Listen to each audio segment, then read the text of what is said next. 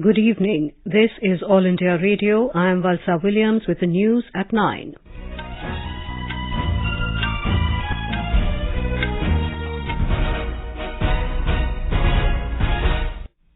The headlines. BJP alliances retain power in Tripura and Nagaland, hung assembly in Meghalaya. Prime Minister Narendra Modi thanks party workers and people for their support. Prime Minister Modi inaugurates 8th edition of Raisina Dialogue in New Delhi.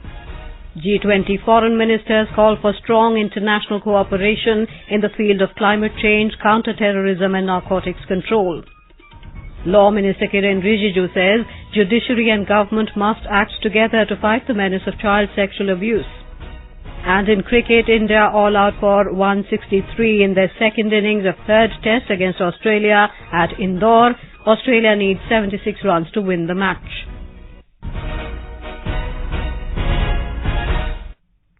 BJP alliances have retained power in Tripura and Nagaland, while BJP-IPFT has gained majority seats in Tripura. The NDPP and BJP combine crossed the majority mark in Nagaland. However, Meghalaya is heading towards a hung assembly with the ruling NPP emerging as the single largest party. All results for assembly elections in Tripura, Nagaland and Meghalaya have been declared. The counting of votes was taken up today. In Tripura, the ruling BJP-IPFT combine has won 33 seats, with BJP bagging 32 seats out of 60. CPM Congress Alliance has won 14 seats, with CPM winning 11 and Congress 3 seats. Tipramotha has taken 13 seats. Chief Minister and BJP candidate Dr. Manik Saha has been declared victorious from the town Bardowali constituency with a 49.77% vote share. In Nagaland, the ruling NDPP-BJP alliance has bagged 37 seats, with NDPP winning 25 out of 60 seats. BJP has won 12 seats. Nationalist Congress Party NCP has won 7 seats. National People's Party has bagged 5 seats and is followed closely by Independents bagging 4 seats. Lok Janshakti Party, Ram Vilas, Naga People's Front and Republican Party of India Athwale have won 2 seats each. BJP candidate Kazeto Kinimi has already won from the Akuluto constituency unopposed. Incumbent Chief Minister and NDPP candidate Nephew Rio has won from the Northern Angami 2 Assembly constituency with a whopping 92.87% vote share. Deputy Chief Minister and BJP leader Y. Patton, State BJP President Temjen Imna Along, former Chief Minister T.R. Zeliang, NPF leader Kauzu Luzo Nenu and NCP leader Pongshi Pom also registered victories. For the first time in the state, women candidates have won assembly polls. Hekani Jakalu Kense and Salhutuonu Kruse, both from NDPP, won the elections.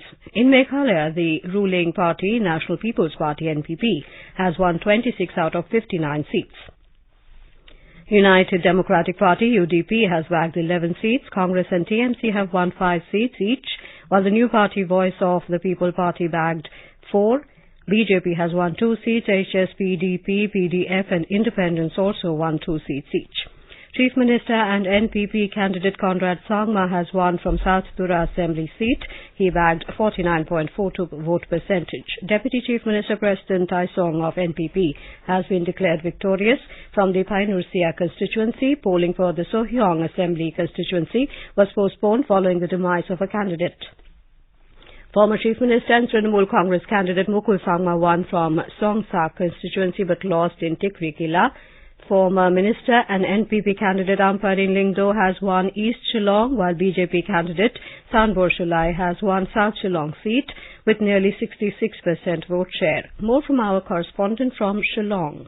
The fractured mandate left the top leaders of all parties to keep their options open in Meghalaya as the results of all 59 constituencies were declared. Though the NPP managed to be a single largest party, it is now short of 4 to 5 seats to form the government. The UDP, with 11 seats, emerged as the second largest party. Surprisingly, the Voice of People Party, established hardly 2 years ago, has shot up to the fore in the political picture of the state, bagged 4 seats, all from the Khasi region. People of Meghalaya will now have to wait and see for a few more days that whose support will be taken for formation of the new government. Lakshmi, AIR News, Shillong.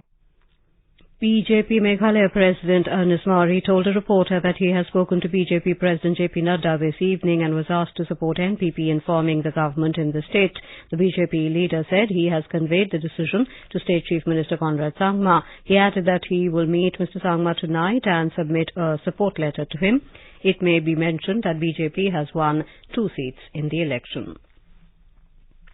Prime Minister Narendra Modi has thanked the people of Tripura for voting for the BJP. He said this is a vote for progress and stability. Mr. Modi said BJP will continue to boost the state's growth trajectory. He added that he is proud of all Tripura BJP workers for their efforts at the grassroots. Mr. Modi also thanked the people of Nagaland for blessing the NDPP-BJP alliance with yet another mandate to serve the state. The Prime Minister also expressed gratitude to all those who have supported the BJP in the Meghalaya Assembly polls. Addressing party workers at the BJP headquarters in Delhi, he thanked them for the efforts they put in. मैं BJP की सफलता का रहस्य बताना चाहता हूँ। भाजपा के विजय अभियान का रहस्य छिपा है त्रिवेणी में। त्रिवेणी यानी 3 धाराओं का संगम। इस त्रिवेणी की पहली शक्ति है भाजपा सरकारों का कार्य। इस त्रिवेणी की दूसरी शक्ति है भाजपा सरकारों की कार्य संस्कृति और इस त्रिवेणी की तीसरी शक्ति है भाजपा के कार्यकर्ताओं का सेवा भाव। BJP President JP Nadda expressed gratitude to the people of Nagaland for their support that led to the victory of the BJP-NDPP alliance. In a series of tweets, the BJP President expressed gratitude to the people of Tripura for reposing faith in the BJP and ensuring a historic win in the state. He said the victory belongs to every citizen who aspired for progress and development. He added that the party will continue working to develop Tripura. In Tamil Nadu, Congress candidate and former Union Minister EVKS Elangovan has won the Erode East Assembly constituency by-election.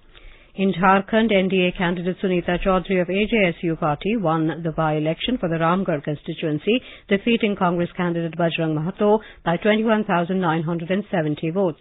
In the by-poll to Chintwad near the Pune district of Maharashtra, BJP candidate Ashwini Jagtap has won the seat with a lead of over 36,000 votes. This is All India Radio giving you the news. For quick news updates round the clock, follow us on our Twitter handle at AIR News Alerts. Prime Minister Narendra Modi today inaugurated the 8th edition of the Raisina Dialogue in New Delhi. Italian Prime Minister Giorgia Meloni is the chief guest of the 3-day dialogue. Speaking on the occasion, the Italian Prime Minister said India's leadership in G20 and the Raisina Dialogue together can send a message of cooperation and peace to the world. She said global coordination on climate change should not be a zero-sum game, and Indo-Pacific countries led by India have a strong role to play in this regard. Ms. Meloni noted that India is a key player in the Indo-Pacific and Italy is a key stakeholder in the Mediterranean. She stated that what happens in the Indo-Pacific has direct consequences for Europe. She highlighted that Mr. Modi and she have announced the scaling up of the India-Italy bilateral relationship to a strategic partnership. She stressed that terrorism is a concern that needs to be faced by a wide coalition of international countries. Raisina Dialogue is India's flagship conference on geopolitics and geostrategy. The theme of the 2023 edition is Provocation, Uncertainty, Turbulence, Lighthouse in the Tempest.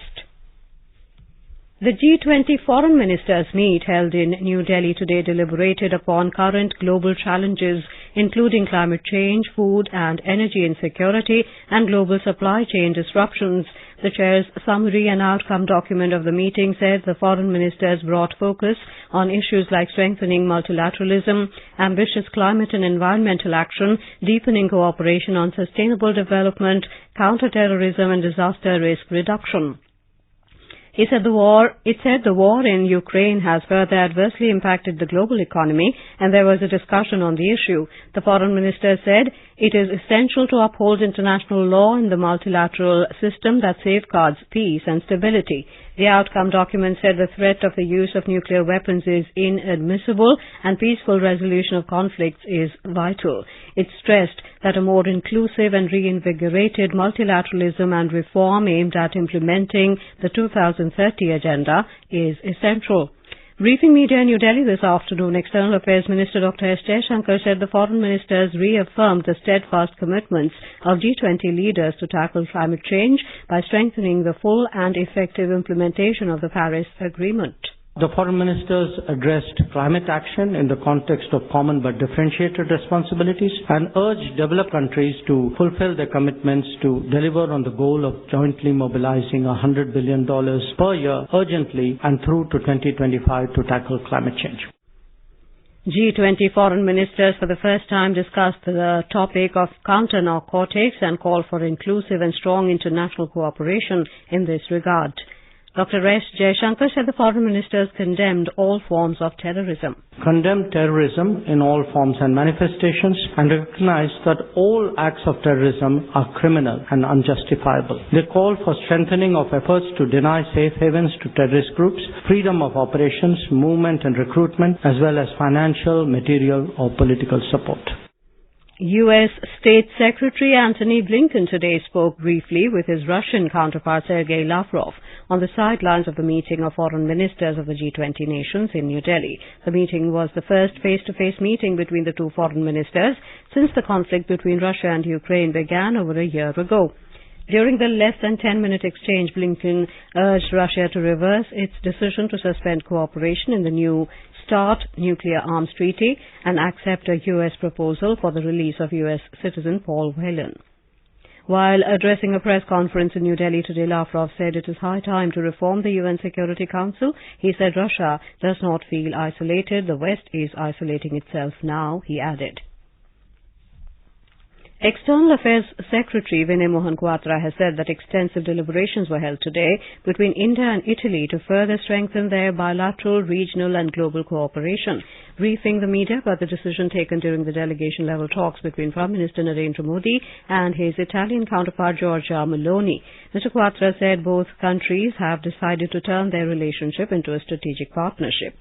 On defence cooperation, Mr. Kwatra said discussions were held between the two sides in the field of manufacturing, co-production, co-design and co-innovation. He said Italian PM Giorgia Meloni appreciated the leadership of Prime Minister Narendra Modi on matters of regional and global importance, particularly about the concerns, interests and priorities of the global South. Union Law Minister Kiren Rijiju has described child sexual abuse as the most grave and disconcerting challenge. Inaugurating a conference on child sexual abuse material organized by the National Human Rights Commission in New Delhi, he said all crimes are bad, but crimes against children are difficult to digest, and these need to be dealt with differently. He stressed on the need to go beyond legal provisions to deal with such crimes, saying the society must come together to ensure the safety of women and children. The minister said the production, distribution and consumption of child sexual abuse material is one of the most serious forms of sexual abuse, and it is a grave violation of human rights of children. He listed out measures taken by the government to address the issue, including making POCSO Act more stringent. Mr. Rijiju said the judiciary and the government must come together to fight against the menace of child sexual abuse. He said based on the pendency of cases, the centre has earmarked 1,023 fast-track special courts, including 389 exclusive POCSO courts, to dispose of the case related to rape and child sexual abuse. In his address, NHRC Chairperson Justice Arun Mishra stressed on the need for coordinated efforts to make the digital world safe for children. In cricket, India were all out for 163 in their second innings against Australia at the end of Day 2 of the third test of the Border Gavaskar Trophy at Indore. They took a lead of 75 runs. Cheteshwar Pujara scored the highest, 59 runs.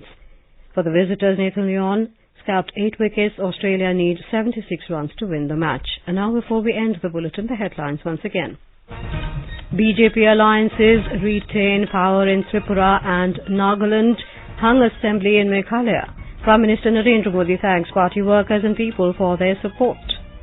Prime Minister Modi inaugurates 8th edition of Raisina Dialogue in New Delhi. G20 foreign ministers call for strong international cooperation in the field of climate change, counter-terrorism and narcotics control. Law Minister Kiren Rijiju says judiciary and government must act together to fight the menace of child sexual abuse. And in cricket, India all out for 163 in their second innings of their test against Australia at Indore. Australia needs 76 runs to win the match. That is all in the news at 9. Good night.